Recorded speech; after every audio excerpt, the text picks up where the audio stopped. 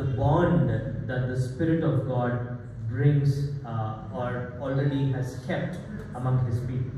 ದೇವರು ನಾನು ಅನೇಕ ಕಡೆ ಪ್ರಯಾಣ ಮಾಡಿ ಸಾಗಬೇಕಾದ್ರೆ ದೇವರ ಆತ್ಮನು ದೇವರ ಜನರ ಮಧ್ಯದಲ್ಲಿ ಇಟ್ಟಂತ ಆ ಒಂದು ಬಂಧವನ್ನ ನಾನು ಅನುಭವಿಸುವಂತವನಾಗಿದ್ದೇನೆ. The warmth I enjoy, ಅಲ್ಲಿರುವಂತಹ ಸಹವಾಸವನ್ನು ನಾನು ಅಲ್ಲಿ ಅನುಭವಿಸುವಂತವನಾಗಿದ್ದೇನೆ, ಅಲ್ಲಿ ಸಂತೋಷವುಳ್ಳವನಾಗಿದ್ದೇನೆ. The miraculous bonding I see, ಅಲ್ಲಿರುವಂತಹ ನಾವು ಪರಿಚಿತರಾದರೂ ನಾವು ಕ್ರಿಸ್ತನಲ್ಲಿರುವಂತಹ ಸಂಬಂಧದಲ್ಲಿ ನಾನು ಸಂತೋಷವುಳ್ಳವನಾಗಿದ್ದೇನೆ. It only reminds me and encourages or makes me so joyful thinking about how heaven is going to be. ನಾನು ಈ ಎಲ್ಲ ವಿಷಯಗಳನ್ನ ಆಲೋಚನೆ ಮಾಡ್ತಾ ಆ ಎಲ್ಲಾ ವಿಷಯಗಳು ಈ ಒಂದು ಬಂಧವನ್ನ ನಾವು ಸಹೋದರರು ಯಾರು ನಾವ್ಯಾರು, ಆದ್ರೆ ಕ್ರಿಸ್ತನಲ್ಲಿ ದೇವರು ನಮ್ಗೆ ಕೊಟ್ಟಂತ ಈ ಬಂಧವನ್ನ ನಾನು ಆಲೋಚಿಸುತ್ತಾ ಪರಲೋಕದಲ್ಲಿ ನಮ್ಮ ಅನುಬಂಧ ಹೇಗೆ ಇರುತ್ತೆ ಎಂಬುದಾಗಿ ನಾನು ಆ ನಿರೀಕ್ಷೆಯಲ್ಲಿ ಆ ಸಂತೋಷವುಳ್ಳವನು ನಾನಾಗಿದ್ದೇನೆ. People with different kinds of facial features, ನಾವು ನಮ್ಮ ಎಲ್ಲ ಹಿನ್ನೆಲೆ ಬೇರೆ ಬೇರೆ ಆದ್ರೂ different heights, different outlook, now all of them worshiping God in one place. How beautiful it's going to be. ನಾವೆಲ್ಲರೂ ಬೇರೆ ಬೇರೆ ಬೇರೆ ಭಾಷೆ, ಬೇರೆ ನಮ್ಮ ಮುಖಭಾವ, ನಮ್ಮ ಎಲ್ಲ ಎತ್ತರ, ಎಲ್ಲಾದ್ರಲ್ಲಿ ನಾವು ಬೇರೆ ಬೇರೆ ಇದ್ದಾಗ್ಯೂ ನಾವೆಲ್ಲರೂ ಸೇರಿ ಒಂದು ಕಡೆ ಕೂಡಿ ಬಂದು ನಮ್ಮ ಸೃಷ್ಟಿಕರ್ತನಾದ ಯೇಸು ಕ್ರಿಸ್ತನನ್ನ ಆರಾಧಿಸುವಂತದ್ದು ತುಂಬಾ ಸಂತೋಷದಾಯಕವಾಗಿದೆ. All I'm trying to say is how beautiful and how mysterious as well is the unity that the Spirit of God brings. ನಾನು ಇವೆಲ್ಲವನ್ನ ಆಲೋಚನೆ ಮಾಡಿದ ದೇವರ ಆತ್ಮನು ಎಂಥ ನಮ್ಮನ್ನ ಸಂಬಂಧಕ್ಕೆ ಸೇರಿಸಂದ್ರೆ ಐಕ್ಯತೆಗೆ ನಮ್ಮನ್ನು ಸೇರಿಸ್ತಾನೆ. ಅದೆಂಥ ಐಕ್ಯತೆ ಅಂದ್ರೆ ಅಲ್ಲಿ ಸಂತೋಷ ಇದೆ, ಅಲ್ಲಿ ಆನಂದ ಇದೆ. ಇಂಥ ಸಂತೋಷದಲ್ಲಿ ದೇವರು ನಮ್ಮನ್ನು ಸೇರಿಸಿದ್ದಾನೆ. Today evening I want to start off on a particular meditation. ನಾನು ಈ ಸಾಯಂಕಾಲ ನಮ್ಮ ಧ್ಯಾನವನ್ನ ಪ್ರತ್ಯೇಕವಾದ ಅಂಶದ ಮೇಲೆ ನಾನು ಪ್ರಾರಂಭಿಸಬೇಕೆಂಬುದಾಗಿ ಆಲೋಚಿಸುತ್ತಾ ಇದ್ದೇನೆ. This is the first time I'm coming to this place. ನಾನು ಮೊದಲನೇ ಸಾರಿ ಈ ಸ್ಥಳಕ್ಕೆ ಬರುವಂತದ್ದಾಗಿದೆ. And I was casually, googling or checking on the internet about this place. ನಾನು ಯಾವ ಸ್ಥಳಕ್ಕೆ ಹೋಗಬೇಕಾದ್ರೆ ಆ ಸ್ಥಳದ ವಿಷಯವನ್ನು ನಾನು ಗೂಗಲ್ ಮಾಡಿ ಅದರ ಸ್ಥಳದ ವಿಷಯವನ್ನು ನಾನು ಸಂಗ್ರಹ ಮಾಡುವಂಥದ್ದು ನನ್ನ ಅಭ್ಯಾಸ. I was thinking this is actually Andhra Pradesh. ಸಹೋದರರು ಆಲೋಚನೆ ಮಾಡ್ತಾ ಇದ್ರು ಇದು ಆಂಧ್ರ ಪ್ರದೇಶ, ಇದು ಆಂಧ್ರಕ್ಕೆ ಸೇರಿರುವಂತದ್ದು ಎಂಬುದಾಗಿ. But when I saw it was a place in Karnataka, I thought, okay, come on, I should know something about it. ನಾನು ಇದು ಕರ್ನಾಟಕ ಎಂಬುದಾಗಿ ತಿಳಿದಾಗ ಈ ಕರ್ನಾಟಕ ಈ ಸ್ಥಳದ ಬಗ್ಗೆ ನಾನು ತಿಳ್ಕೋಬೇಕೆಂಬುದಾಗಿ ನಾನು ಹುಡ್ಕೊಳ್ಳೋಕೆ ಪ್ರಯತ್ನ ಮಾಡಿದೆ. And there is a lot of information on the internet. ಈ ಸ್ಥಳದ ಬಗ್ಗೆ ಅನೇಕ ವಿಷಯಗಳನ್ನ ನಾನು ನೋಡ್ತಾ ಬಂದೆ. I heard that you have a big solar plant close by. ನಾನು ನೋಡಿದೆ ಗೂಗಲ್ ಅಲ್ಲಿ ದೊಡ್ಡ ಸೋಲಾರ್ ಪ್ಲಾಂಟ್ ಇದೆ ಎಂಬುದಾಗಿ ನಾನು ತಿಳಿಪಟ್ಟೆ. Then I saw the hills and the views, the images of the views. ಇಲ್ಲಿರುವಂತಹ ನಮ್ಮ ಬೆಟ್ಟಗಳ ಎಲ್ಲ ಚಿತ್ರವನ್ನ ನೋಡ್ತಾ ಬಂದೆ. At the end, I saw one interesting fact about this place. ನಾನು ಕೊನೆಯದಾಗಿ ಮುಖ್ಯವಾದ ಅಂಶವನ್ನ ಗಮನಿಸ್ತಾ ಬಂದೆ. That a war had broken out around this place between Tipu Sultan and the British. ಇಲ್ಲಿ ಟಿಪ್ಪು ಸುಲ್ತಾನ್ ಮತ್ತೆ ಬ್ರಿಟಿಷ್ ಮಧ್ಯೆ ದೊಡ್ಡ ಯುದ್ಧ ನಡೆಯುತ್ತೆ ಎಂಬುದಾಗಿ ನಾನು ಆ ಚರಿತ್ರೆಯಲ್ಲಿ ಊರಿನ ಚರಿತ್ರೆ ಬಗ್ಗೆ ಓದಬೇಕಾದ್ರೆ ನಾನು ಓದ್ತಾ ಬಂದೆ. I hope you don't mind me mentioning that. ನಾನು ಎಲ್ಲ ವಿಷಯಗಳು ಏನು ಕೇಳ್ತಾರೆ ಎಂಬುದಾಗಿ ನೀವೇನು ಬೇರೆ ರೀತಿಯಲ್ಲಿ ಆಲೋಚನೆ ಮಾಡಬೇಡಿ. And I also hope you know that. ನಾನು ಅನ್ಕೊಳ್ತೀನಿ ನಿಮ್ಗೆ ಇವೆಲ್ಲ ವಿಷಯಗಳು ಗೊತ್ತಿದೆ ಅಂತ.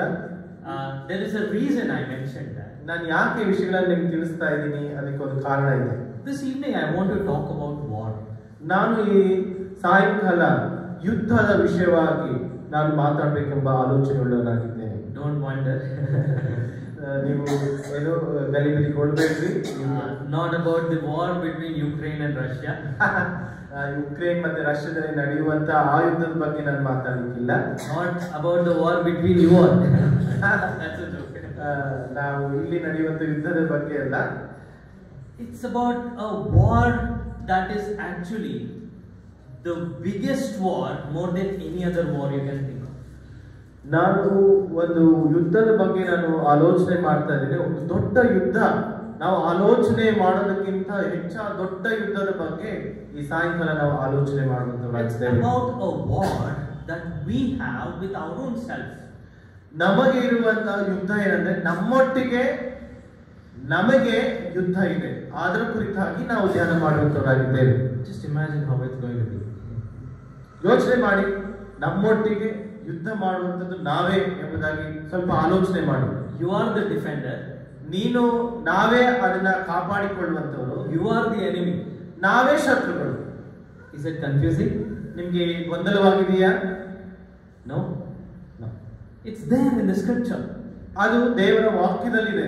And it's a war that can impact not just the outlook of a nation but the history of the world. ಈ ಯುದ್ಧವು ಈ ದೇಶವನ್ನ ಅಲ್ಲ, ಈ ರಾಜ್ಯವನ್ನ ಅಲ್ಲ, ಈ ಸಮಸ್ತ ಒಂದು ದೇಶವನ್ನ ಅದೇನ್ ಮಾಡುತ್ತೆ, ಅದರ ಒಂದು ಚಿತ್ರಣವನ್ನೇ ಅದು ಬದಲಾಯಿಸುವಂತದ್ದಾಗಿದೆ. I want to talk about what that war is. ನಾನು ಯಾವುದು ಆ ಯುದ್ಧ ಎಂಬುದಾಗಿ ನಿಮಗೆ ತಿಳಿಸುವಂತನಾಗಿದ್ದೇನೆ. How do we win that war? ನಾವು ಹೇಗೆ ಯುದ್ಧವನ್ನ ಜಯಿಸಬಲ್ಲೆವು? Why did it come at all in the first place? ಯಾಕೆ ಅದು ಮೊದಲನೇದಾಗಿಯೇ ಅದು ಬಂದಿಲ್ಲ ಎಂಬುದಾಗಿ. And I hope to do that by tomorrow afternoon. ನಾನು ಈ ಎಲ್ಲಾ ವಿಷಯಗಳನ್ನ ನಾಳೆ ಮಧ್ಯಾಹ್ನದವರೆಗೂ ನಿಮ್ಮ ಮಧ್ಯದಲ್ಲಿ ಹಂಚಿಕೊಳ್ಬೇಕು ಎಂಬುದಾಗಿ ಬಯಸುವಂತನಾಗಿದ್ದೇನೆ. Let us begin meditating on that part. ನಾವು ಆ ವಾಕ್ಯ ಭಾಗದ ಮೇಲೆ ನಾವು ಧ್ಯಾನ ಮಾಡುತ್ತಾ ಮುಂದೆ ಸಾಗಬೇಕು. Please turn to Galatians, the book of Galatians. ಗಲಾತ್ಯದವರಿಗೆ ಬರೆದ ಪತ್ರಿಕೆ, ಗಲಾತ್ಯರಿಗೆ ರಾಸಿನ ಪತ್ರಿಕೆ. We'll read chapter 5, 5ನೇ ಅಧ್ಯಾಯವು 5ನೇ ವಚನ, verse 16, 16ನೇ ವಚನ, 5ನೇ ಅಧ್ಯಾಯ 16ನೇ ವಚನ, 5ನೇ ಅಧ್ಯಾಯ 16ನೇ until verse 24. 16 నుంచి 24ನೇ ವಚನವರೆಗೂ, 25 ವಚನವರೆಗೂ, 16ನೇ ವಚನ ಗಲಾತ್ಯದವರಿಗೆ ಬರೆದ ಪತ್ರಿಕೆ 5ನೇ ಅಧ್ಯಾಯ 16ನೇ ವಚನದಿಂದ 25ನೇ ವಚನದವರೆಗೂ ನಾವು ಓದಿಕೊಳ್ಳೋಣ. ನಾನು ಹೇಳುವುದೇನೆಂದರೆ, ಪವಿತ್ರಾತ್ಮನನ್ನು ಅನುಸರಿಸಿ ನಡೆದುಕೊಂಡಿರಿ, ಆಗ ನೀವು ಶರೀರ ಭಾವದ ಅಭಿಲಾಷೆಗಳನ್ನು ಎಷ್ಟು ಮಾತ್ರಕ್ಕೂ ನೆರವೇರಿಸುವುದಿಲ್ಲ.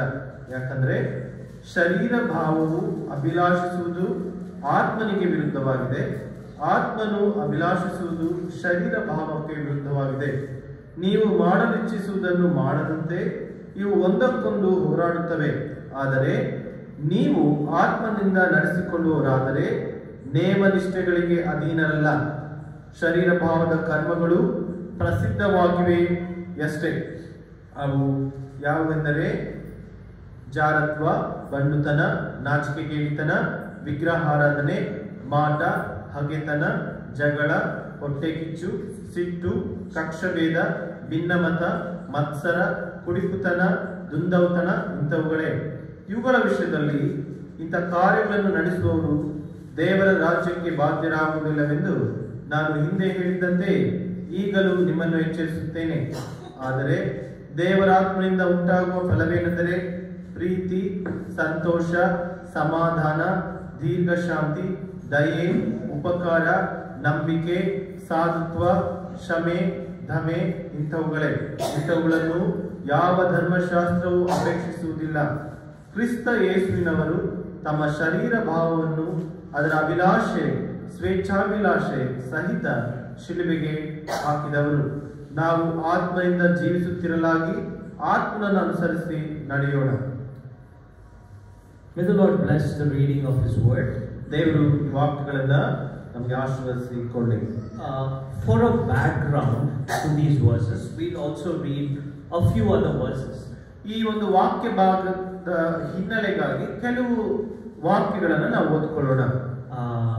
If me and brother are talking, ನಾನು ಸಹೋದರರು ಮಾತಾಡಬೇಕಾದ್ರೆ we talk a few things. Let's suppose ನಾವು ಕೆಲವು ವಿಷಯಗಳನ್ನು ನಾವು ಮಾತಾಡ್ತೇವೆ.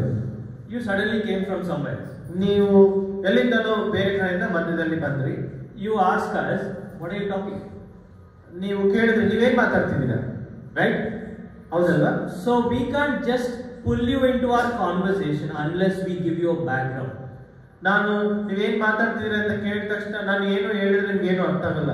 ನಾವು ಇಷ್ಟೊತ್ತು ಏನ್ ಮಾತಾಡ್ತಿದ್ವಿ ಅದ್ರ ಎಲ್ಲ ಹಿನ್ನೆಲೆ ಹೇಳಿದಾಗ ನಿಮ್ಮನ್ನ ನಮ್ಮ ಮಾತಿನೊಳಗೆ ಸೇರಿಸ್ಕೊಳ್ಳೋದಕ್ಕೆ ಮತ್ತೆ ಅರ್ಥ ಮಾಡಿಸ್ಕೊಳ್ಳೋದಕ್ಕೆ ಸಾಧ್ಯವಾಗುತ್ತೆ. So when we tell you what the outlook of what we were talking was, then you will be able to follow what we were actually talking. ಇದರ ಹಿನ್ನೆಲೆಯನ್ನ ನಾವು ಗಮನಿಸಿದಾಗ ಮಾತ್ರನೇ ನಾವು ಮುಂದಿನ ಸಂಗತಿಗಳನ್ನ ಮುಂದಿನ ವಿಷಯಗಳನ್ನ ತಿಳ್ಕೊಳ್ಳೋದಕ್ಕೆ ಅರ್ಥ ಮಾಡ್ಕೊಳ್ಳೋದಕ್ಕೆ ಸಾಧ್ಯ. And that is so true with the word of God. ಅದು ದೇವರ ವಾಕ್ಯದಲ್ಲಿ ಅದೆಷ್ಟು ಸತ್ಯವಾಗಿದೆ. A lot of times the passages we read, ನಾವು ಅನೇಕ ಸಾರಿ ದೇವರ ವಾಕ್ಯಗಳನ್ನ ಓದಿದಾಗ we need to zoom out a little bit and see what is actually going on before or after.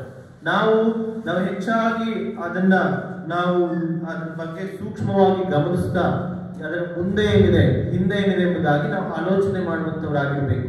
Because actually when these Bible passages were written, they were not divided into verses or chapters.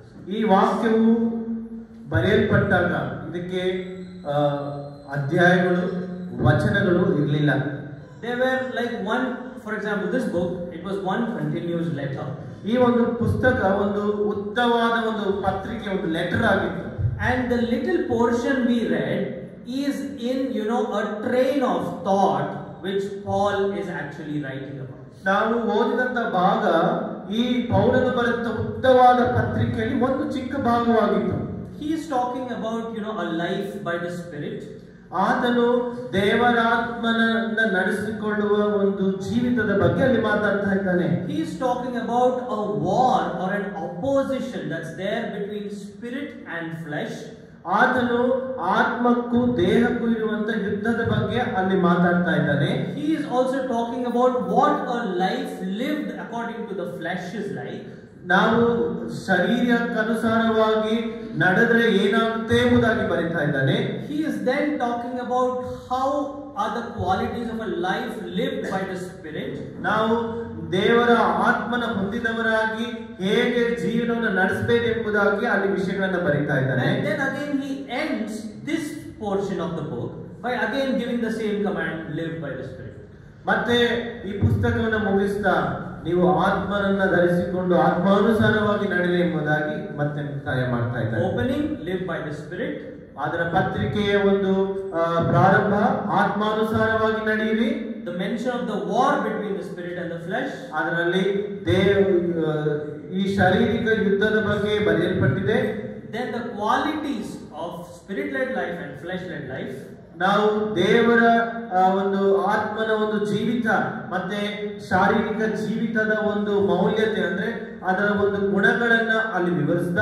Then finally he repeats the command, live by the Spirit. ಕೊನೆಯದಾಗಿ ಆತನು ಆಜ್ಞೆ ಮಾಡ್ತಾನೆ, ನಾವು ಆತ್ಮಾನುಸಾರವಾಗಿ ನಡಿಬೇಕೆಂಬುದಾಗಿ.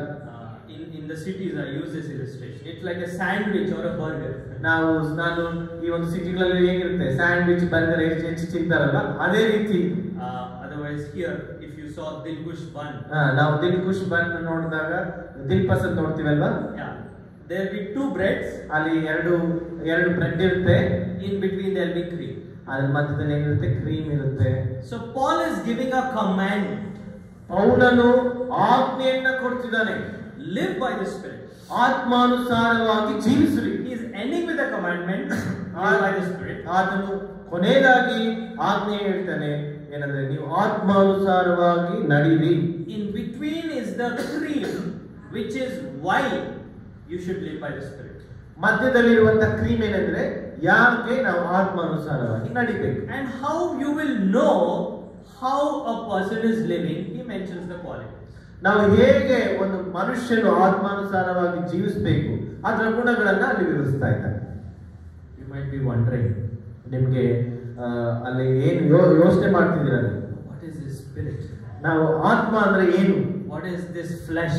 ಏನು ಶರೀರ ಅಂದ್ರೆ, oh these qualities I never had, why are you mentioning all this? ನನಗೆ ಯಾವ ಗುಣಗಳಿಲ್ಲ, ನನಗೆ ಎಲ್ಲ ಏನಕ್ಕೆ ನೀವು ಹೇಳ್ತಿದ್ದೀರಾ? Actually you will understand all of that slowly.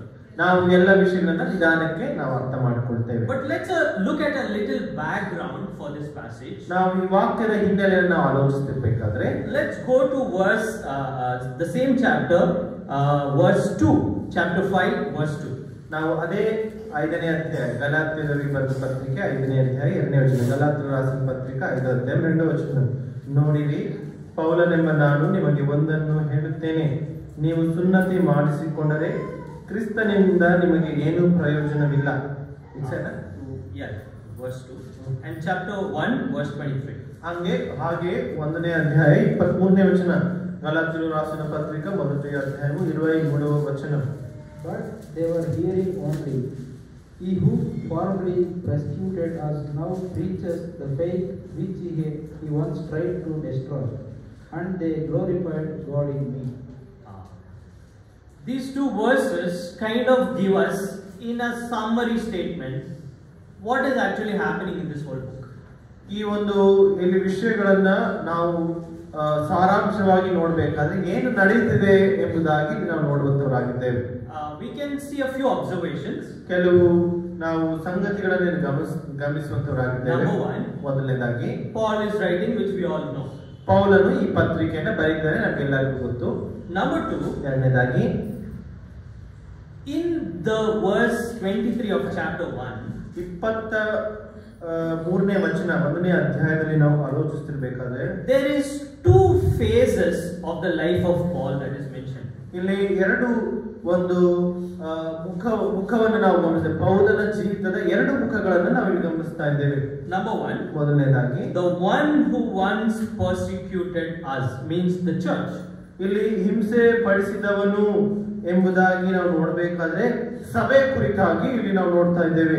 Number 2, ಎರಡನೇದಾಗಿ he is now proclaiming the good news of the faith he once tried to destroy. ಹಾಳು ಮಾಡಿದ ಮತವನ್ನು ಈಗ ಪ್ರಸಿದ್ಧಿ ಪಡಿಸುತ್ತಾನೆಂಬ ಸುದ್ದಿಯನ್ನು ಮಾತ್ರ ಅವರು ಕೇಳಿ ನನ್ನ ದೆಸೆಯಿಂದ ದೇವರನ್ನು ಕೊಂಡಾಡಿದರು. A command to live by the Spirit. ಒಂದು ಆಜ್ಞೆ, ದೇವರಾತ್ಮನನ್ನ ಧರಿಸಿಕೊಂಡು ನಾವು ನಡಿಬೇಕೆಂಬ ಒಂದು ಆಜ್ಞೆ. Paul is writing that. ಪೌಲನು ಅದನ್ನು ಬರೀತಾ ಇದ್ದಾನೆ.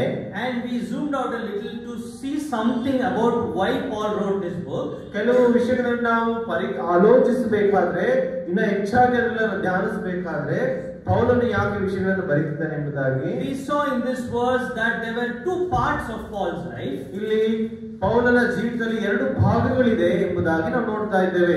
One was where he was against the church. ಒಂದು ಕಾಲದಲ್ಲಿ ಆತನು ಸಭೆಗೆ ವಿರುದ್ಧವಾಗಿ ಇದ್ದನು. And the other, now he is for the church. ಇನ್ನೊಂದು ಭಾಗದಲ್ಲಿ ನೋಡ್ಬೇಕಾದ್ರೆ ಇವಾಗ ಸಭೆಯೊಳಗೆ ಇದ್ದಾನೆ. Paul is a very learned man, right? ಪೌಲನು ತುಂಬಾ ವಿಷಯಗಳನ್ನು ಕಲಿತಂತ ವ್ಯಕ್ತಿ. Yes or no? ಹೌದಲ್ವಾ? We see his qualifications. ನಾವು ಅವನ ಒಂದು ವಿದ್ಯಾಭ್ಯಾಸವನ್ನು ನಾವು ಗಮನಿಸಬಹುದು. Maybe educated in one of the finest, universities under Gamaliel. ಒಳ್ಳೆ ಒಂದು ಗಮಲಿಯ ಒಂದು ವಿಶ್ವವಿದ್ಯಾಲಯದಲ್ಲಿ ಪರಿಣಿತಿ ಹೊಂದಿದವನು. But this learned man, he was living one way all his life. ಈ ಒಂದು ಜ್ಞಾನವುಳ್ಳ ಪೌಲನು ಒಂದೇ ರೀತಿಯಲ್ಲಿ ತನ್ನ ಜೀವಿತವನ್ನು ನಡೆಸ್ತಾ ಇದ್ದಾನೆ. And then he takes a U-turn. ಅವನು ಆ ಒಂದೇ ಒಂದು ದಾರಿಯಲ್ಲಿ ಹೋಗುವಂತವನು ತಕ್ಷಣ ಏನ್ ಮಾಡ್ದ? And then ತಿರುಗಿ ಅವನು ಪ್ರಯಾಣ ಮಾಡೋದಕ್ಕೆ and then he is going the opposite direction. ಅವನು ಯಾವುದಕ್ಕೆ ಅವನು ನಡೀತಾ ಇದ್ದನೋ, ಅವನು ವಿದ್ಯಾಭ್ಯಾಸ, ಅವನ ನಿಪುಣತೆ ಕ್ರಿಸ್ತನಿಗೆ ವಿರುದ್ಧವಾಗಿ ಅವನು ಜೀವಿಸ್ತಾ ಇದ್ದನು. ಇವಾಗ ಏನಾಯ್ತು? ಕ್ರಿಸ್ತನೊಳಗೆ ಇವಾಗ ಅವನು ಜೀವಿಸ್ತಾ ಇದ್ದ. Why that change? ಯಾಕೆ ಈ ಒಂದು ತಕ್ಷಣವಾದ ಬದಲಾವಣೆ ಅವನ ಜೀವಿತದಲ್ಲಿ ಆಯ್ತು? What happened? ಏನಾಯ್ತು ಅವನ ಜೀವಿತದಲ್ಲಿ? ಇದಕ್ಕೆ ಕಾರಣ That is the kind of background this book has. ಈ ಒಂದು ಹಿನ್ನೆಲೆಯೇ ಈ ಪುಸ್ತಕದ ಒಂದು ಆತನು ಬರೆಯುವಂತಹ ಒಂದು ಪತ್ರಿಕೆ ಆಗಿದೆ. There was a change in the way God dealt with humans. ದೇವರು ಮನುಷ್ಯರಲ್ಲಿ ಜೀವಿಸುವುದಕ್ಕೆ ಕಾರಣ ಏನಂದ್ರೆ ಮನುಷ್ಯರಲ್ಲಿ ಬದಲಾವಣೆ ಆಗಬೇಕೆಂಬುದಾಗಿ. Until then it was the law, the book of the law. ಅಷ್ಟುವರೆಗೂ ಇದು ನಮಗೆ ಒಂದು ಆಜ್ಞೆ ಆಗಿತ್ತು. ನಾವು ದೇವರ ಒಂದು ನಿಯಮದೊಳಗೆ ನಾವು ಜೀವಿಸ್ತಾ ಇದ್ವಿ. And from then on it was grace. ನಾವು ಅದಾದ್ಮೇಲೆ ದೇವರ ಕೃಪೆಯಲ್ಲಿ ನಾವು ಸೇರುತ್ತಾ ಬಂದ್ವಿ. Until then they had to follow all the things the Old Testament mentioned in the law. ಎಲ್ಲ ಧರ್ಮಶಾಸ್ತ್ರಗಳು ಎಲ್ಲ ನಿಯಮಗಳನ್ನು ನಾವು ಅನುಸರಿಸಬೇಕಾಗಿತ್ತು. ಅಲ್ಲಿ ಕೃಪೆ ಇರಲಿಲ್ಲ, ಅಲ್ಲಿ ಶಿಕ್ಷೆ ಮಾತ್ರವೇ ನಮಗಿತ್ತು. But now Christ was crucified on the cross. ಇವಾಗ ಯೇಸು ಕ್ರಿಸ್ತನು ಕಲ್ವಾರಿ ಶಿಲುಬೆಯಲ್ಲಿ ನಮಗಾಗಿ ಪ್ರಾಣ ಕೊಟ್ಟಿದ್ದಾನೆ. And he was buried and he rose again. ಆತನು ಸತ್ತು ಸಮಾಧಿ ಸೇರಿ ಮತ್ತೆ ಪುನರುತ್ಥಾನನಾಗಿ ಎದ್ದಿದ್ದಾನೆ. He fulfilled the law. ಆತನು ಆ ಧರ್ಮಶಾಸ್ತ್ರವನ್ನು ನೆರವೇರಿಸಿದನು. He put an end to the law. ಆತನು ಆ ಧರ್ಮಶಾಸ್ತ್ರಕ್ಕೆ ಕೊನೆಗಾಣಿಸಿದನು. And he is showering his grace upon all who trust in him. ಆತನು ಎಲ್ಲರ ಮೇಲೆ ತನ್ನ ಕೃಪೆಯನ್ನು ತೋರಿಸ್ತಾ ಇದ್ದಾನೆ, ಯಾರು ಆತನ ಮೇಲೆ ನಂಬಿಕೆ ಇಟ್ಟಿದ್ದಾರೋ. Now think about the people of God. ಇವಾಗ ನಾವು ದೇವರ ಮಕ್ಕಳ ಬಗ್ಗೆ ನಾವು ಆಲೋಚನೆ ಮಾಡೋಣ. They will be confused, right? ಅಲ್ವಾ? ಅವರು ಇವಾಗ ಏನಾಗಿದೆ, ಅವ್ರಿಗೆ ಗೊಂದಲ. Till then they were saying the law of God, circumcision, that and this, everything. ದೇವರು ಬರುವವರೆಗೂ, ದೇವರು ಕಲ್ವಾರಿ ಶಿಲುಬೆಯಲ್ಲಿ ಪ್ರಾಣವನ್ನು ಕೊಟ್ಟು ಸಾಯುವವರೆಗೂ ಏನು ಅಲ್ಲಿ ಸುನ್ನತಿ, ಅನೇಕ ಆಜ್ಞೆಗಳು, ಯಾಜಕತ್ವ, ನಾವು ಅದನ್ನು ಮಾಡ್ಬೇಕು ಇದನ್ನು ಮಾಡ್ಬೇಕೆಂಬುದಾಗಿ ಇದ್ರು, ರೈಟ್? ಹೌದಲ್ವಾ? But now onwards, when Christ put an end to it, and he is the fulfillment of the law, it's no longer needed, it's grace. Obviously the people of God would have been confused. ದೇವರು ಯಾವಾಗ ತನ್ನ ಪ್ರಾಣವನ್ನು ಕೊಟ್ಟು ಸಮಾಧಿ ಸೇರಿ ಪುನರುತ್ಥಾನನಾದನೋ, ಈ ಧರ್ಮಶಾಸ್ತ್ರ ನಿಯಮನ್ನ ಆತನು ಅಲ್ಲಿ ಮುಕ್ತಾಯವಾಯಿತು. ಇವಾಗ ಏನಾಯ್ತು, ಕೃಪೆನ ದೇವರು ಕೊಟ್ಟಿದ್ದಾನೆ. ಆದ್ರೆ ಅದು ಅನೇಕರಿಗೇನು ಇನ್ನ ಗೊಂದಲ, ಯಾವುದು ಅದು ಸರಿನಾ ಇದು ಸರಿನಾ ಎಂಬ ಗೊಂದಲದಲ್ಲಿ ನಾವು ಇದ್ದೇವೆ. This epistle of Galatians is a book which is written to solve that confusion. ಈ ಗಲಾತ್ಯದವರಿಗೆ ಬರೆದ ಪತ್ರಿಕೆ ಏನಕ್ಕೆ ಬರೆದಿದೆ ಅಂದ್ರೆ, ಆ ಒಂದು ಗೊಂದಲದಲ್ಲಿರುವಂತಹ ದೇವಜನರು, ಅವಾಗ ತಾನೇ ಯೇಸು ಕ್ರಿಸ್ತನನ್ನ ರಕ್ಷಕನನ್ನಾಗಿ ಸ್ವೀಕಾರ ಮಾಡಿಕೊಂಡಂತ ಜನರಿಗೆ ಈ ಒಂದು ಗೊಂದಲದಿಂದ ಬಿಡುಗಡೆಯನ್ನು ಕೊಡುವುದಕ್ಕಾಗಿ ಪೌಲನು ದೇವರಾತ್ಮನ ಮುಖಾಂತರ ಈ ಗಲಾತ್ಯದವರಿಗೆ ಪತ್ರಿಕೆಯನ್ನು ಬರೀತಾನೆ. And in the process of that, Paul was writing the passage that we read. ಆ ಒಂದು ವಿಷಯಗಳನ್ನ ಬರೀತಾ ಪೌಲನು ನಾವು ಓದಿದಂತ ಭಾಗವನ್ನಲ್ಲಿ ಬರೆಯುವಂತದ್ದಾಗಿದ್ದಾನೆ. Some people were saying the law, little should be, followed. ನಾವು ಸ್ವಲ್ಪ ಆದ್ರೂ ಧರ್ಮಶಾಸ್ತ್ರವನ್ನು ಅನುಸರಿಸಬೇಕೆಂಬುದಾಗಿ ಕೆಲವರು ಹೇಳ್ತಾ ಇದ್ದಾರೆ. Some people were saying no, completely stop it, there's a new way. ಕೆಲವರು ಹೇಳ್ತಾರೆ, ಇಲ್ಲ, ನಾವು ಸಂಪೂರ್ಣವಾಗಿ ಧರ್ಮಶಾಸ್ತ್ರ ನಿಲ್ಲಿಸಬೇಕು, ಅಲ್ಲಿ ಒಂದು ಹೊಸ ಒಂದು ದಾರಿಯನ್ನ ನಾವು ಅನುಸರಿಸಬೇಕೆಂಬುದಾಗಿ ಕೆಲವರು ಹೇಳ್ತಿದ್ದಾರೆ. The Spirit of God had to inspire Paul to write an explanation why no longer the law, why grace now. ಅಲ್ಲಿ ದೇವರಾತ್ಮನು ಪೌಲನಿಗೆ ಒತ್ತಾಯ ಮಾಡುತ್ತಾ ಈ ಪತ್ರಿಕೆಯನ್ನು ಬರೀತಾ ಇದ್ದಾನೆ. ಏನಂದ್ರೆ, ಧರ್ಮಶಾಸ್ತ್ರವು ಇನ್ನು ನಾವು ಅನುಸರಿಸಬೇಕಾಗಿಲ್ಲ, ದೇವರ ಕೃಪೆಯನ್ನು ಅನುಸರಿಸಬೇಕೆಂಬುದಾಗಿ ಇಲ್ಲಿ ಬರೆಯುವಂತವನು ಆಗಿದ್ದಾನೆ. And whenever any big change happens, ಯಾವಾಗ ದೊಡ್ಡ ಒಂದು ಬದಲಾವಣೆ ಉಂಟಾಗುತ್ತೋ, what happens in among the people of God? ಏನಾಗುತ್ತೆ ದೇವರ ಮಕ್ಕಳ ಮಧ್ಯದಲ್ಲಿ? Disturbance. ಅಲ್ಲೇನಾಗುತ್ತೆ? ಗಲಿಬಿಲಿ, judging. ಅದನ್ನ ಏನ್ ಮಾಡ್ತಾರೆ, ಒಬ್ರೊಬ್ರು ವಾದ ಪ್ರತಿವಾದಗಳು ನಡೆಯುತ್ತೆ. Unusual strictness, all sorts of things. ಅಲ್ಲಿ ಬೇಡವಾದಂತಹ ಒಂದು ಕಠಿಣವಾದ ನಿಯಮಗಳು ಅಲ್ಲಿ ಬರುವಂತದ್ದಾಗುತ್ತೆ. Our whole righteousness is dumped at once. ನಮ್ಮ ಎಲ್ಲ ನೀತಿವಂತಿಕೆ ಅಲ್ಲಿ ಒಂದು ಕಡೆ ನಾವು ಅಲ್ಲಿ ಹಾಕ್ಬಿಡ್ತೇವೆ. Grace is a gone word. Grace, ಕರುಣೆ ಹೋಯ್ತು. So Paul is telling how the transition should take place. ಹೇಗೆ ನಾವು ಧರ್ಮಶಾಸ್ತ್ರ ನಿಯಮವನ್ನು ಬಿಟ್ಟು ಕೃಪೆಯನ್ನ ಹೇಗೆ ಅನುಸರಿಸಬೇಕು, ಆ ಬದಲಾವಣೆ ಹೇಗೆ ಎಂಬುದಾಗಿ ಈ ಗಲಾತ್ಯ ಪತ್ರಿಕೆ ನಮಗೆ ಸಂಪೂರ್ಣ ವಿವರಣೆಯನ್ನು ಕೊಡುವಂತದ್ದಾಗಿದೆ. He is helping a smooth transition. ಇಲ್ಲಿ ದೇವರಾತ್ಮನು ಪೌಲನ ಮುಖಾಂತರ ನಿಧಾನವಾಗಿ ಬದಲಾವಣೆ ಹೇಗೆ ನಮ್ಮ ಜೀವಿತಗಳಿಗೆ ತರಬೇಕೆಂಬುದಾಗಿ ಬರೀತಾ ಇದ್ದಾನೆ. He is saying go as the Spirit tells you. ಅಲ್ಲಿ ಹೇಳ್ತಾರೆ, ದೇವರಾತ್ಮನು ನಿಮ್ಗೆ ಏನೇ ಹೇಳ್ತಾನೋ ಅದರ ಪ್ರಕಾರ ನೀವು ಮಾಡ್ರಿ. At one layer he is solving that issue. ಆ ಒಂದು ಸ್ಥಿತಿಯಲ್ಲಿ ಆ ಒಂದು ಪ್ರಶ್ನೆಯನ್ನ ಅಲ್ಲಿ ಪರಿಷ್ಕಾರ ಮಾಡ್ತಿದ್ದಾನೆ. And at an other level, ಇನ್ನೊಂದು ಒಂದು ಸ್ಥಿತಿಗೆ ಹೋದಾಗ he is also giving some real things that the Spirit does in the overall plan of God.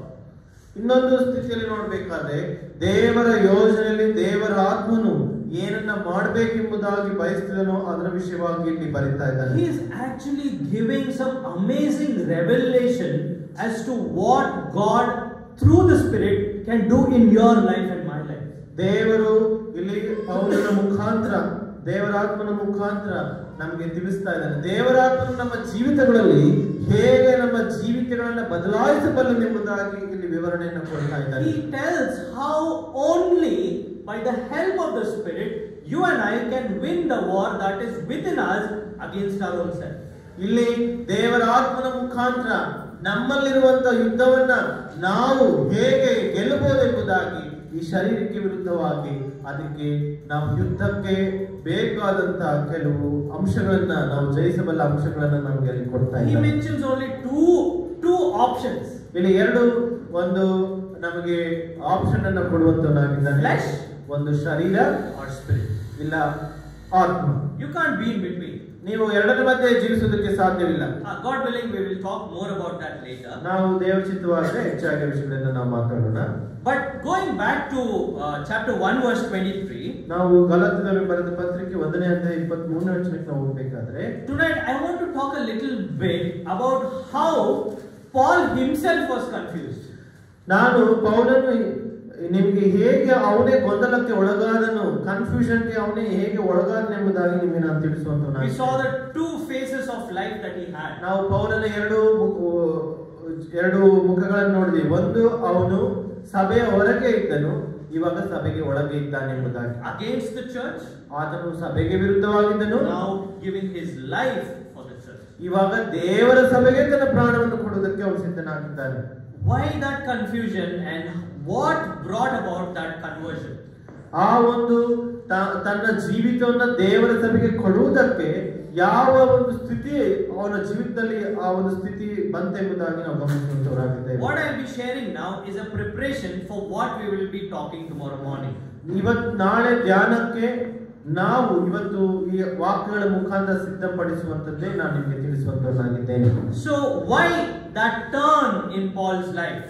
ಯಾಕೆ ಪೌಲನ ಜೀವಿತದಲ್ಲಿ ಆತನು ದೇವರಿಗೆ ವಿರುದ್ಧವಾಗಿ ಹೋಗ್ಬೇಕಾದ್ರೆ ತಕ್ಷಣವೇ ಆತನು ದೇವರ ಸಮೀಪಕ್ಕೆ ಬರುವುದಕ್ಕೆ ಆ ದೊಡ್ಡ ಒಂದು ಬದಲಾವಣೆ ಯಾಕೆ ಎಂಬುದಾಗಿ ನಾವು ಆಲೋಚನೆ ಮಾಡೋಣ. Come with me to Acts chapter 7 to answer that question. ಅಪೊಸ್ತಲ ಕೃತ್ಯ 7ನೇ ಅಧ್ಯಾಯದಲ್ಲಿ ನಾವು ಆ ಪ್ರಶ್ನೆಗೆ ಉತ್ತರವನ್ನು ನೋಡುವಂತವರು ನಾವಾಗಿದ್ದೇವೆ. There again we read about this man Paul. ಅಲ್ಲಿ ನಾವು ಪೌಲನ ಬಗ್ಗೆ ನಾವು ನೋಡುವಂತವರಾಗಿದ್ದೇವೆ. Let us read verse 58 of Acts chapter 7. 7ನೇ ಅಧ್ಯಾಯ 58ನೇ ವಚನ. ಅಪೊಸ್ತಲ ಕೃತ್ಯಗಳು 7ನೇ ಅಧ್ಯಾಯವು 58ನೇ ವಚನವು. ಅವನು ಮೇಲೆ ಬಿದ್ದು ಅವನನ್ನು ಊರ ಹೊರಕ್ಕೆ ನುಗ್ಗಿಕೊಂಡು ಹೋಗಿ ಕೊಲ್ಲುವುದಕ್ಕೆ ಕಲ್ಲೆಸೆದರು. ಸಾಕ್ಷಿಯವರು ತಮ್ಮ ಬಟ್ಟೆಗಳನ್ನು ತೆಗೆದು ಸೌಲನೆಂಬ ಒಬ್ಬ ಯಮನಸ್ಥನ ಕಾಲುಗಳ ಬಳಿಯಿಟ್ಟರು. ಅವರು ಸ್ಟೆಫನನ ಮೇಲೆ ಕಲ್ಲೆಸೆಯುತ್ತಾ ಇರಲು ಅವರು ಕರ್ತನ ಹೆಸರನ್ನು ಹೇಳಿ, ಯೇಸು ಸ್ವಾಮಿಯೇ, ನನ್ನ ಆತ್ಮವನ್ನು ಸೇರಿಸಿಕೊ ಎಂದು ಪ್ರಾರ್ಥಿಸಿ ಮೊಣಕಾಲೂರಿ, ಕರ್ತನೇ, ಈ ಪಾಪವನ್ನು ಅವರ ಮೇಲೆ ಹೊರಿಸಬೇಡವೆಂದು ಮಹಾಶಬ್ದದಿಂದ ಕೂಗಿದನು. Galatians was written much later. ಗಲಾತ್ಯದವರಿಗೆ ಬರೆದ ಪತ್ರಿಕೆ ತುಂಬಾ ಒಂದು ನಿಧಾನವಾಗಿ ಬರೆದಂತ ಪತ್ರಿಕೆ ಅದಾಗಿದೆ. ಇದಾದ ಮೇಲೆ Paul is probably a middle-aged or an old man when he wrote that. ಪೌಲನು ಒಂದು ವಯಸ್ಕರನು ಇಲ್ಲ, ತುಂಬಾ ವಯಸ್ಸಾದ ಸ್ಥಿತಿಯಲ್ಲಿ ಗಲಾತ್ಯದವರಿಗೆ ಬರೆದ ಪತ್ರಿಕೆ ಆತನು ಬರೆದಿರಬಹುದು. But what we read now, ಇವಾಗ ಬರೆದಂತ ವಾಕ್ಯಗಳನ್ನು ನಾವು ಓದಿದ್ದು, it is describing a phase of Paul's life when he was a young man.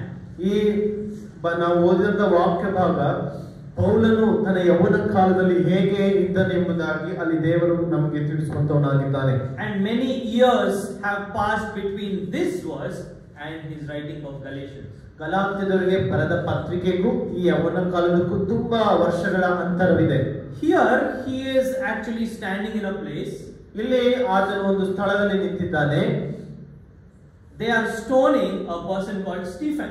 ಅಲ್ಲಿ ಒಬ್ಬ ಮನುಷ್ಯನಾದಂತ ಸ್ಟೆಫನನನ್ನು ಅವರು ಕಲ್ಲೆಸೆದು ಕೊಲ್ಲುತ್ತಾ ಇದ್ದಾರೆ. If you know him, he was one of the earliest godliest men in the church. ಆತನು ದೇವರ ಆತ್ಮ ಉಳ್ಳವನು, ದೈವಿಕ ಮನುಷ್ಯನು ಆಗಿನ ಸಭೆಯಲ್ಲಿ ಆಗಿದ್ದನು. A spirit-filled man again. ಆತ್ಮ ಭರಿತನಾದಂತ ಒಂದು ಮನುಷ್ಯನಾಗಿದ್ದನು. Very specifically mentioned there that he was a very spirit-filled man. ಆತನು ಪರಿಶುದ್ಧಾತ್ಮ ಭರಿತನೆಂಬುದಾಗಿ ಅಲ್ಲಿ ದೇವರ ವಾಕ್ಯವು ನಮಗೆ ಸ್ಪಷ್ಟವಾಗಿ ತಿಳಿಸುವಂತದ್ದಾಗಿದೆ. A spirit-filled sermon. ಆತನು ಆತ್ಮಭರಿತವಾದಂತಹ ವಾಕ್ಯ ಸಂದೇಶವನ್ನು ಅಲ್ಲಿ ಕೊಟ್ಟನೆಂಬುದಾಗಿ ನಾವು ನೋಡ್ತೇವೆ. And he said, this Jesus you crucified, ಈ ಯೇಸು ಕ್ರಿಸ್ತನನ್ನು ನೀವು ಶಿಲುಬೆಗೆ ಹಾಕಿದ್ರಲ್ವಾ, and he was vouching for the divinity of Jesus. He was advocate. ಆತನು ದೇವರ ಒಂದು ದೈವಿಕ ವಿಷಯವಾಗಿ ಅಲ್ಲಿ ಏನು ವಾದವನ್ನು ಮಾಡ್ತಾ ಇದ್ದಾನೆ. And they said, enough of this. ಅವ್ರು ಹೇಳಿದ್ರು, ಸಾಕು, ನೀನಿನ್ನ ಮಾತಾಡಬೇಡ. Enough of this garbage. ಈ ಒಂದು ಕಸದ ಬಗ್ಗೆ ನೀನು ಮಾತಾಡಬೇಡ. The law want us to stone you and put you to death. ನಮ್ಮ ಧರ್ಮಶಾಸ್ತ್ರ ಹೇಳುತ್ತೆ, ನೀನು ದೇವರಿಗೆ ವಿರುದ್ಧವಾಗಿ ಮಾತಾಡ್ತಿರೋದ್ರಿಂದ ನಿನ್ನನ್ನ ಕಲ್ಲೆಸೆದು ಕೊಲ್ಲಬೇಕೆಂಬುದಾಗಿ ಹೇಳುತ್ತೆ. You have blasphemed. ನೀನು ದೇವರಿಗೆ ವಿರುದ್ಧವಾಗಿ ನೀನು ಮಾತಾಡಿದ್ದೀಯಾ. So they all pick up stones. ಅವರೆಲ್ಲರೂ ಕಲ್ಲುಗಳನ್ನು ತೆಗೆದುಕೊಂಡ್ರು. And they start hitting this young man. ಈ ಯೌವನಸ್ಥನಾದ ಸ್ಟೆಫನನನ್ನು ಅವರು ಕಲ್ಲೆಸೆದು ಕೊಲ್ಲುವುದಕ್ಕೆ ಪ್ರಾರಂಭ ಮಾಡಿದ್ರು. And when they do that, ಅವರು ಅದನ್ನ ಮಾಡಿದಾಗ they take off their cloaks. It's their custom. ಅವರ ಒಂದು ಆಚಾರ ಏನಂದ್ರೆ ಅವರ ಬಟ್ಟೆಗಳನ್ನ ತೆಗೆದು ಬದಿಗಿಡುವಂತದ್ದು. And they take off all their clothes and kept it at the feet of this man called Saul. ಆ ಕೆಲಸವನ್ನ ಅಂದ್ರೆ ಸ್ಟೆಫನನ್ನ ಸಾಯಿಸಬೇಕಾದ್ರೆ ತಮ್ಮ ಬಟ್ಟೆಗಳನ್ನು ತೆಗೆದು ಪೌಲನೆಂಬ ಯೌವನಸ್ಥನ ಕಾಲುಗಳ ಬಳಿ ಆ ಬಟ್ಟೆಗಳನ್ನು ಇಟ್ಟರೆಂಬುದಾಗಿ ನಾವು ಓದುತ್ತಾ ಬಂದ್ವಿ. It is not just meaning that he was simply standing there and they were keeping the clothes. ಅವನು ಸುಮ್ಮನೆ ನಿಂತಿದ್ದಾನೆ, ಅವ್ರೇನೋ ಬಂದು ಕಾಲಿಗೆ ಇಟ್ರು ಅಂತ ವಿಷಯ ಅಲ್ಲ. It means he was totally agreeing with what is going on there. ಈ ಆತನ ಪಾದದ ಬಳಿ ಬಂದು ಬಟ್ಟೆಗಳನ್ನು ಇಟ್ರು ಅಂದ್ರೆ ಪೌಲನು ಸಹ ಅವರಲ್ಲಿ ಒಬ್ಬನು. ಅವ್ರು ಏನು ಮಾಡ್ತಾರೋ ಅದಕ್ಕೆ ಅವನು ಸಮ್ಮತಿ, ಅವನ ಒಪ್ಪಂದ ಇದೆ ಎಂಬುದಾಗಿ ನಾವು ಅಲ್ಲಿ ಗಮನಿಸಬೇಕಾಗಿದೆ. Probably he was behind that stoning. ಆ ಕಲ್ಲೆಸೆದು ಸ್ಟೆಫನನ್ನ ಕೊಲ್ಲುವುದಕ್ಕೆ ಪೌಲನೇ ಮುಖ್ಯ ಕಾರಣ ಆಗಿರಬಹುದು. It's not mentioned there, ಅಲ್ಲಿ ಬರೆಯಲ್ಪಟ್ಟಿಲ್ಲ, but probably. ಅಂದಾಜಾಗಿ ನಾವು ಆಲೋಚನೆ ಮಾಡಬೇಕಾದ್ರೆ Then Stephen is almost dying. ಅಲ್ಲಿ ಸ್ಟೆಫನನು ತನ್ನ ಪ್ರಾಣವನ್ನ ಆತನು ಬಿಡ್ತಾ ಇದ್ದಾನೆ. See what he says in verse 60. ಆತನು ಏನು ಹೇಳಿದನೆಂಬುದಾಗಿ 60ನೇ ವಚನದಲ್ಲಿ ನಾವು ಓದಿಕೊಳ್ಳೋಣ. ಕರ್ತನು ಹೆಸರನ್ನು ಹೇಳಿ, ಯೇಸು ಸ್ವಾಮಿ ನನ್ನ ಆತ್ಮವನ್ನು ಸೇರಿಸಿಕೊ ಎಂದು ಪ್ರಾರ್ಥಿಸಿ ಮೊಣಕಾಲೂರಿ, ಕರ್ತನೇ ಪಾಪವನ್ನ ಅವನ ಮೇಲೆ ಹೊರಿಸಬೇಡವೆಂದು ಮಹಾಶಬ್ದದಿಂದ ಕೂಗಿದನು. Lord, do not hold this sin against them. ದೇವರೇ, ಈ ಪಾಪವನ್ನ ಅವರ ಮೇಲೆ ಹೊರಿಸಬೇಡ. Who said that before? ಯಾರು ಈ ವಿಷಯವನ್ನ ಮುಂಚಿತವಾಗಿ ಹೇಳಿದರು? ಯಾರು? Jesus Christ, right? ಯಾರು? ಯೇಸು ಸ್ವಾಮಿ ತಾನೇ ಈ ಮಾತನ್ನು ಹೇಳಿದರು.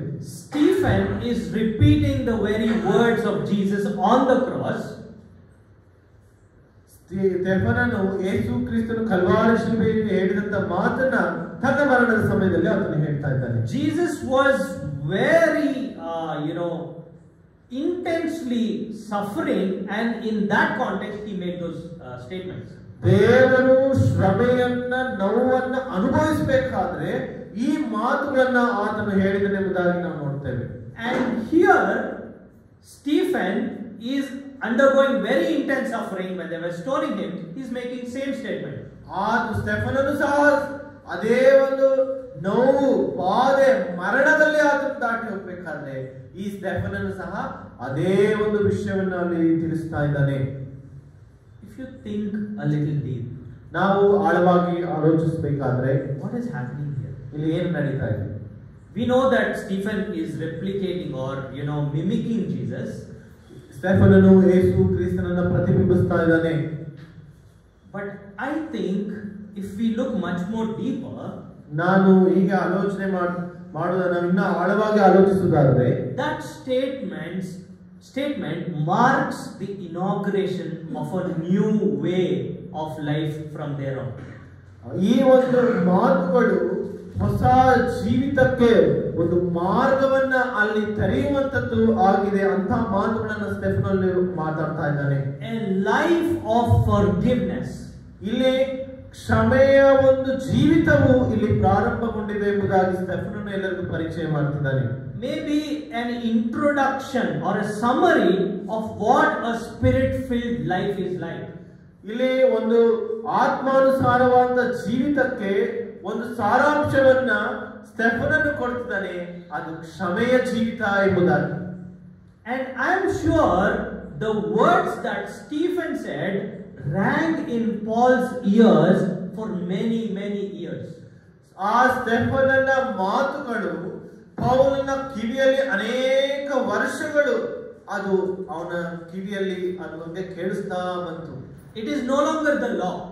ಅದು ಧರ್ಮಶಾಸ್ತ್ರವಲ್ಲ. They are stoning him according to the law. ಅವರು ಧರ್ಮಶಾಸ್ತ್ರದ ನಿಯಮದ ಪ್ರಕಾರ ಸ್ಟೆಫನನ್ನ ಕಲ್ಲೆಸೆದು ಸಾಯಿಸ್ತಾ ಇದ್ದಾರೆ. But he is responding back in grace, in forgiveness. ಆತನು ಸ್ಟೆಫನನು ಕೃಪೆಯಲ್ಲಿ ಅವರಿಗೆ ಬದಲನ್ನ ಉತ್ತರವನ್ನ ಕೊಡ್ತಿದ್ದಾನೆ. ದೇವರೇ ಇವರನ್ನ ಇವರ ಪಾಪವನ್ನ ಕ್ಷಮಿಸು ಎಂಬುದಾಗಿ. Probably Paul's U-turn in his life started at that moment. ಪೌಲನ ಆ ಒಂದು ದೇವರಿಗೆ ವಿರುದ್ಧವಾದ ಜೀವಿತದಲ್ಲಿ ದೇವರ ಕಡೆಗೆ ತಿರುಗಿದಂತ ಜೀವಿತಕ್ಕೆ ಕಾರಣ ಇಲ್ಲಿ ಎಂಬುದಾಗಿ ನಾವು ಆಲೋಚಿಸಬೇಕಾಗಿದೆ. Paul did not see the crucifixion of Jesus. ಪೌಲನು ಯೇಸು ಕ್ರಿಸ್ತನ ಕಲ್ವಾರಿ ಶಿಲುಬೆ ಮರಣವನ್ನು ಆತನು ನೋಡಲಿಲ್ಲ. But here he saw Stephen who replicated Jesus. ಇಲ್ಲಿ ಸ್ಟೆಫನನ್ನು ನೋಡ್ತಾನೆ. ಯೇಸು ಕ್ರಿಸ್ತನ ಪ್ರತಿನಿಧಿಯಾಗಿ, ಯೇಸು ಕ್ರಿಸ್ತನ ಪ್ರತಿಬಿಂಬವಾಗಿ, ಯೇಸು ಕ್ರಿಸ್ತನನ್ನ ಸ್ಟೆಫನನಲ್ಲಿ ಪೌಲನು ನೋಡ್ತಾ ಇದ್ದಾನೆ. It's no longer the law, but it's all grace. ಇದು ಧರ್ಮಶಾಸ್ತ್ರ ನಿಯಮವಲ್ಲ, ಕೃಪೆ ಎಂಬುದಾಗಿ ಇಲ್ಲಿ ಪೌಲನು ಸ್ಟೆಫನ ಜೀವಿತದ ಮುಖಾಂತರ ತಿಳಿತಾ ಬಂದಿದ್ದಾನೆ. We will talk more about that, but here I want to give some middle comments. ನಾನು ಮಧ್ಯದಲ್ಲಿ ಕೆಲವು ಸಂಗತಿಗಳನ್ನು ನಿಮಗೆ ತಿಳಿಸಬೇಕೆಂಬುದಾಗಿ ಆಲೋಚಿಸ್ತಾ ಇದ್ದೇನೆ. A lot of times when we deal with things in our churches, ನಾವು ಅನೇಕ ಸಂಗತಿಗಳು ನಮ್ಮ ಸಭೆಯಲ್ಲಿ ನಾವು ವ್ಯವಹಾರಗಳು ಮಾಡಬೇಕಾದ್ರೆ we focus so much on the law.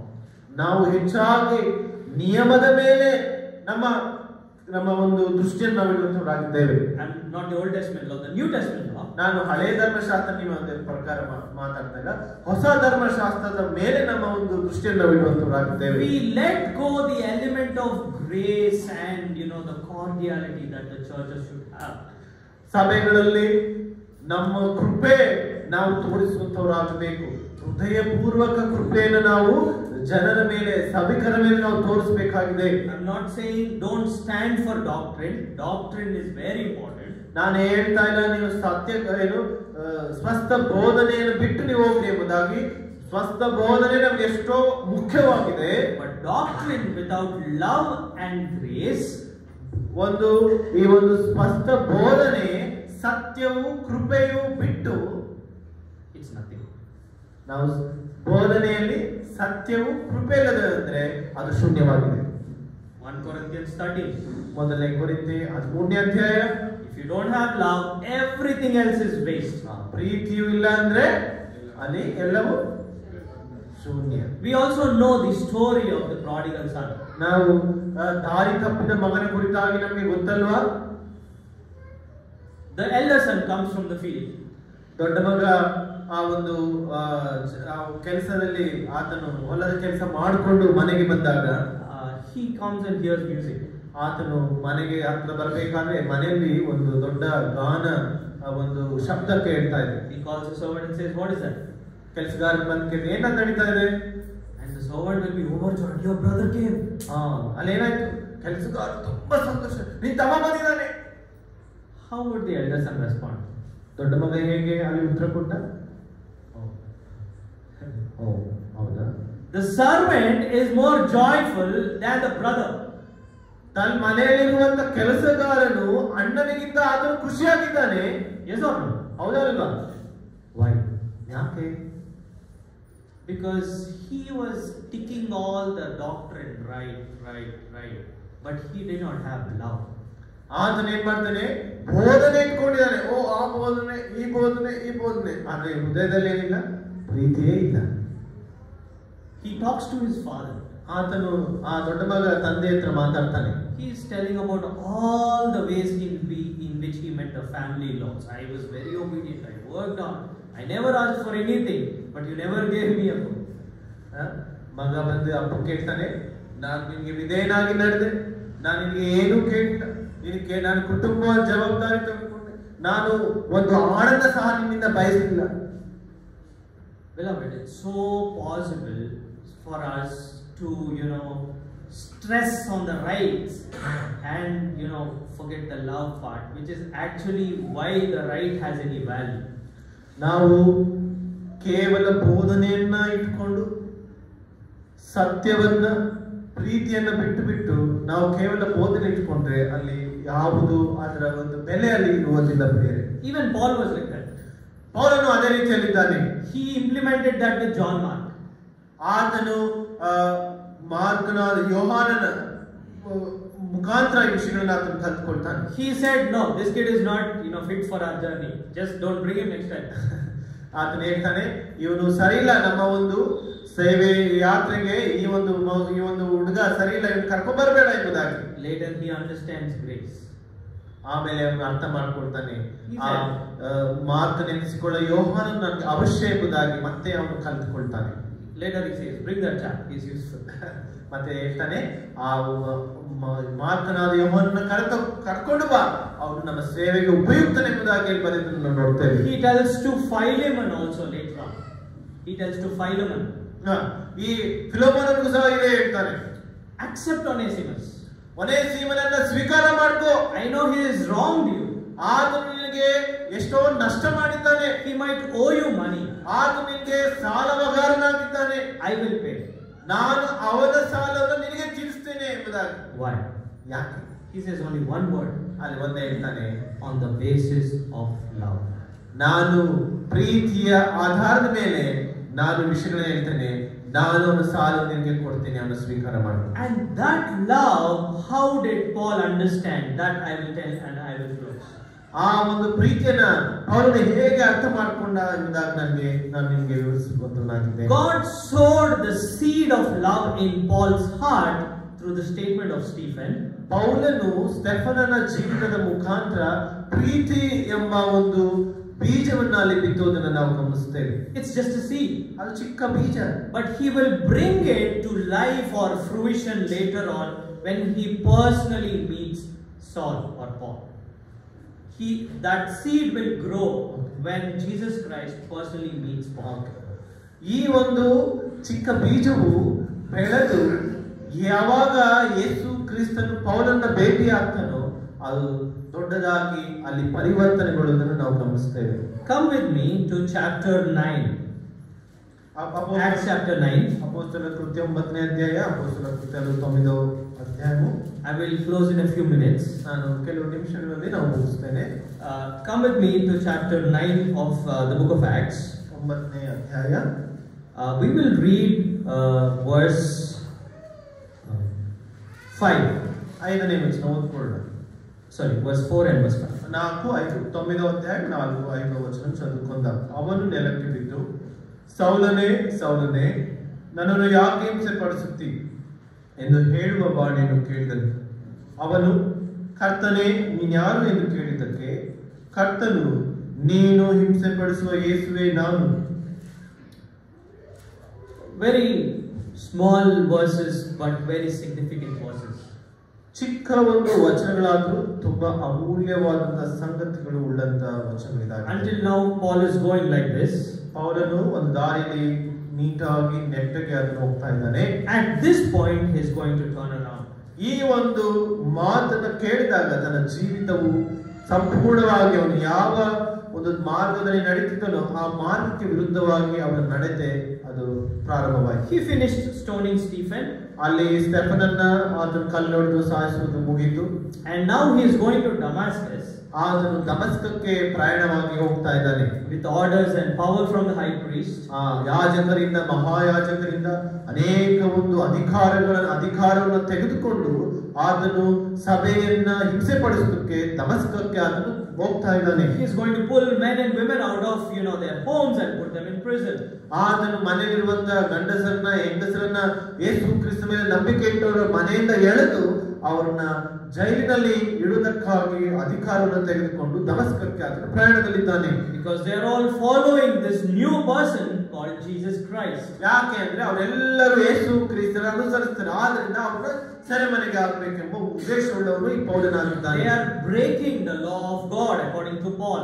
ಅವರು ದೇವರ ಧರ್ಮಶಾಸ್ತ್ರವನ್ನ ಅವರು ಮೀರಿ ನಡೆಸಿದ್ದಾರೆ. ಆದ್ರಿಂದ ಅವರೆಲ್ಲರನ್ನು ಜೈಲಿಗೆ ಹಾಕಬೇಕೆಂಬ ಉದ್ದೇಶದಿಂದ ಪೌಲನು ತನ್ನ ಪ್ರಯಾಣವನ್ನು So according to the law, he is going to punish them. He is going to put an end to what is happening there.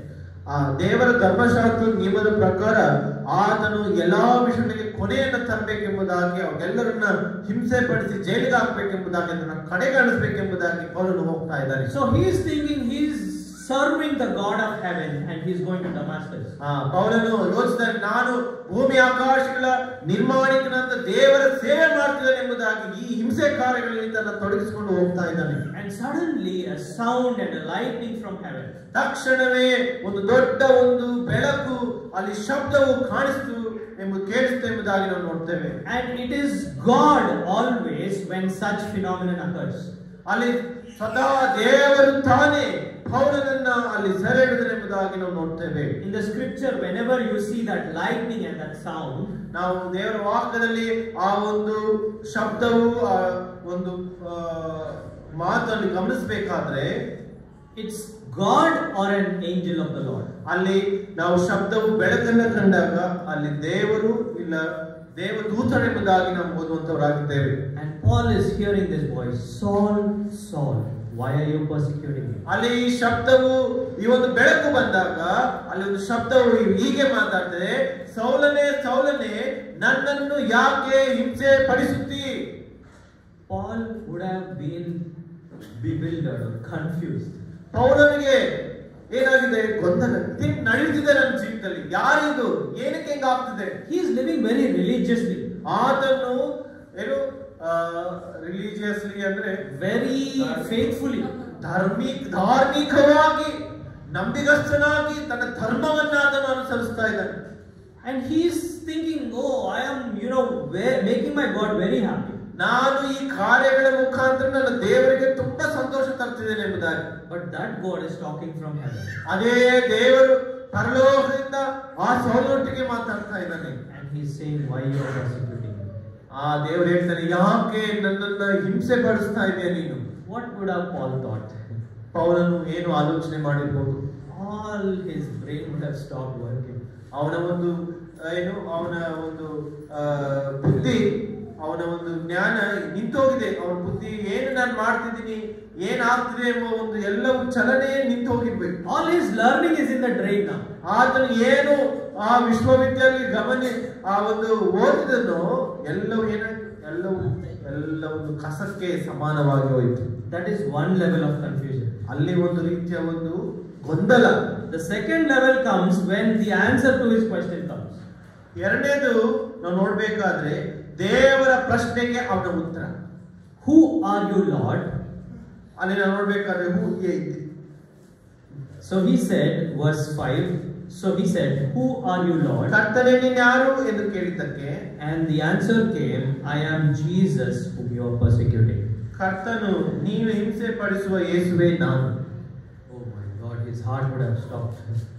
ಅವನು ಹೀಗೆ ಆಲೋಚನೆ ಮಾಡ್ತಾನೆ. ದೇವರ ಪ್ರಶ್ನೆ ಅವನು ಕೇಳ್ತಾನೆ, ಕರ್ತನೇ ನೀನು ಯಾರು ಅಂತ ಕೇಳಿದಾಗ ನೀನು ಹಿಂಸೆ ಪಡಿಸುವ ಯೇಸುವೇ ಅಂದಾಗ ಅವನು ಹೃದಯ ನಿಂತು ಹೋಗಿರ್ಬೋದು. I killed that Stephen because he was preaching about you. ನಾನು ಸ್ಟೆಫನನ್ನ ಕೊಂದೆ, ಯಾಕಂದ್ರೆ ಆ ಯೇಸುವನ್ನ ಅವನು ಬೋಧಿಸಿದ್ರಿಂದ, ಆ ಯೇಸುವನ್ನ ಪ್ರಕಟಿಸಿದ ಅವನ ಕೊಂದೆ. I put hundreds of people in prison because they were trusting in you. ನಾನು ಅನೇಕ ನೂರಾರು ಮಂದಿ ಜನರನ್ನ ಸೆರೆಮನೆಯಲ್ಲಿ ಹಾಕಿದೆ, ಯಾಕಂದ್ರೆ ನಿನ್ನ ಮೇಲೆ ನಂಬಿಕೆ ಇಡುವುದರಿಂದ. I didn't know that you are God. ನನಗೆ ಗೊತ್ತಿಲ್ಲ ನೀನೇ ಆ ದೇವರೆಂಬುದಾಗಿ. This moment Paul's heart would have stopped. ಈ ಒಂದು ಕ್ಷಣದಲ್ಲಿ ಪೌಲನ ಹೃದಯವು ನಿಂತು ಹೋಗಿರಬೇಕಾಗಿ. The God of heaven is asking to a human being, why are you persecuting me? ದೇವರ ಆತ್ಮನು ಮನುಷ್ಯರಿಗೆ ಕೇಳ್ತಾ ಇದ್ದಾನೆ.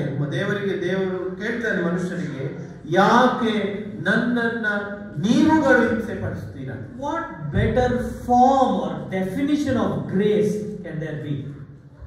ಯಾವ ಒಂದು ಉತ್ತಮ ಒಂದು ಅರ್ಥವನ್ನು ನಾವು ಕೊಡಬಲ್ಲೆವು ಕೃಪೆ ಎನ್ನುವ ಪದಕ್ಕೆ. What a better way to tell it's not law, it's grace. ನಾವು ಯಾವ ರೀತಿಯಲ್ಲಿ, ಯಾವ ಸುಲಭ ರೀತಿಯಲ್ಲಿ ಅದು ಕೃಪೆ ಪ್ರೀತಿ, ಅದು ಧರ್ಮಶಾಸ್ತ್ರ ಕೃಪೆ ಪ್ರೀತಿ ಎಂಬುದಾಗಿ ನಾವು ವಿವರಿಸಬಲ್ಲೆವು. It is forgiveness. ಅದು ಕ್ಷಮಾಪಣೆ, ಅಲ್ಲಿ ಕ್ಷಮಿಸುವಿಕೆ. It is humility. ಅದು ತಗ್ಗಿಸುವಿಕೆ. It's not law. ಅದು ನಿಯಮವಲ್ಲ, ಧರ್ಮಶಾಸ್ತ್ರವಲ್ಲ. It's new grace. ಅದು ಹೊಸದಾದಂಥದ್ದು, ಅದು ಕೃಪೆಯಾಗಿದೆ. This is where Paul's life would have taken a U-turn. ಇಲ್ಲಿಯೇ ಪೌಲನ ಜೀವಿತವು ದೇವರ ಬಳಿಗೆ ತಿರುಗಿದೆ ಎಂಬುದಾಗಿ ನಾವು That ಆಲೋಚಿಸುವಂತವರಾಗಿದ್ದೇವೆ. seed which Stephen, sowed in Paul's heart is now, really become a fruit. ಪೌಲನ ಜೀವಿತದಲ್ಲಿ ಸ್ಟೆಫನ ಒಂದು ಕೃಪೆಯ ಜೀವಿತ, ಕ್ಷಮಾಪಣೆ ಜೀವಿತದ ಒಂದು ಪ್ರೀತಿಯ ಬೀಜ ಅಲ್ಲಿ ಬಿತ್ತಲ್ಪಟ್ಟಿತ್ತು.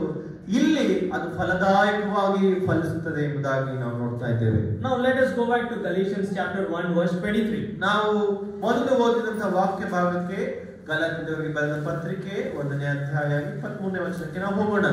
So the same Paul who was going against the churches now is going for the churches and preaching them. ಅಲ್ಲಿ ಸಭೆಗೆ ವಿರುದ್ಧವಾಗಿ ಪ್ರಯಾಣ ಮಾಡುತ್ತಿದ್ದಂತ ಪೌಲನು ಈಗ ಸಭೆಗೋಸ್ಕರ ಪ್ರಯಾಣ ಮಾಡುತ್ತಾ ಆ ಯೇಸು ಕ್ರಿಸ್ತನನ್ನ ಪ್ರಕಟಿಸುವುದನ್ನ ಇಲ್ಲಿ ನಾವು ಗಮನಿಸ್ತಾ ಇದ್ದೇವೆ. And this whole book is about that. He is actually going against the law now. ಇಲ್ಲಿ ಗಲಾತ್ಯದವರಿಗೆ ಪತ್ರಿಕೆ ಏನಂದ್ರೆ, ಆತನು ಸಂಪೂರ್ಣವಾಗಿ ಧರ್ಮಶಾಸ್ತ್ರಕ್ಕೆ ವಿರುದ್ಧವಾಗಿ ಇಲ್ಲಿ ಬರೆಯುವುದನ್ನ ನಾವು ನೋಡ್ತಾ ಇದ್ದೇವೆ. He writes this whole epistle stressing again and again on the grace of God.